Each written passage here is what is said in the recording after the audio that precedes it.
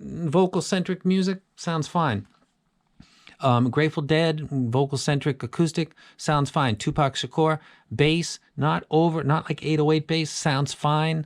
Led Zeppelin, typical British 70s 4-member supergroup, sounds fine. I'm not really running into any problems with this. Meatloaf, male and female singer, they're talk singing, they're yell singing, multiple volumes by male and female. I'm not a believer that there's a huge difference in, some people say, oh, male vocals sound great, females don't. Science and the fundamental and harmonic break between those two and how far they go is not as different as stated by people in reviews. So I'm not really gonna, this has got both and they both sound good. If there were a weak point in this set, I would probably say it would be Black Sabbath, but that would put it with just about every other dynamic driver that I listened to that came before the P1, which is a ton. So I'm not a huge P1 fan, though I think it was the best planar done at its price point, or really anything within anything. I mean, you got to think of the Odyssey needed a correction cable. That's a huge company. And if you are an Android user like me, you're fucked. And when they did the P1, I thought, here comes another disaster like the BL1 and just tons of crap. And they nailed it. So really good company. Tuning was brilliant. One weak point would be something like this because of the resolving ability of a dynamic driver. It doesn't equal that of other tech. So it's a tech difference. But otherwise, it gets a strong wreck. Price is good. People are thinking, oh, this is, tin hi-fis keep upping the price. That's true. And somebody else said, AliExpress doesn't seem like they're doing the same level of deals that they were doing a couple of years ago. That's true too. And I was thinking about that, but I didn't say it out loud. Someone commented, and I'm looking and I'm kind of thinking the same thing. It seems like people are getting shortchanged a little bit, no? Wasn't it a bigger deal a couple of years ago? Because some people might be thinking, I don't think this is a big deal. No, a couple of years ago it was. Like the cuts in the prices were huge. It's like they were literally clearing out all this stock that now reviewers are clearing out with their hype videos by their prices. It's like we have taken the spot of money. So instead of stuff not selling and them taking B stock, essentially wanting to get rid of it so they can make new stuff and saying, we'll just, make it ridiculously cheap and we'll get rid of it. And that's what they did. Now they got so many people hyping Chi-Fi. You got me, you got Zeos, you got other people that are in the Chi-Fi game that weren't in it just 2.5 years ago, doing that for them so they don't need to give you that awesome price. Is it just in my head and the guy that commented, or do other people think that it's not quite the awesome sales prices that it used to be? It seems that way. Anyway, Tin Hi-Fi is going to be on Indiegogo. Indiegogo benefit, in my opinion, is that I think the people that can comment are the people that buy it, whereas Drop is filled with, it's become a chaotic, negative thing. If you don't like something, fine. I don't do negative reviews, pretty much. Not anymore for the past couple of years because it takes away from my happiness. There's a lot of negativity in the hobby, and they like to hang around in forums, and they like to just spread it around like it's influenza. I'm not into that. I think Indiegogo spares you that, and also the delivery time from when it's closed is supposed to be 5 days. I'm saying that on film. I was told 5 days. From the day that closes, 5 days later, it's shipping to you. That's what I was told. So you show this video to anybody that doesn't do that's what was told to me. Price was told to me, then it was changed. Fine. They said 5 days. I'm saying that in video. So hold them. Hold them. It's worth it. That's a good set right there. And I'm out. That 20 minutes. Holy fuck. Anything else to add? No. Very good set, tuned very well. My favorite of the tin. It's not because it's the newest thing and I'm hyping it, but though I would do that. I actually am a person that likes bass, and I think that the other Ts were a little bit late. Let me put it this way. When the T2 Pro was announced, and I didn't know what it looked like, I was thinking, man, maybe they added a couple dB bass, because otherwise I thought the original T2, not the Pro, the T2 I thought was good. Couple dB bass, 1.52 at 55 hertz, and we're good. And it looked like they actually increased the treble a little bit. I don't have graphs in front of me for those right now, but I was slightly disappointed with the T2 Pro. I overcame that with my reviewer hat on, but inside, because of my personal taste, I'd like a little bit more bass Thank you very much. And it's been delivered with some laid out harmon, little chop top harmon going on there. Good stuff. And I'm out.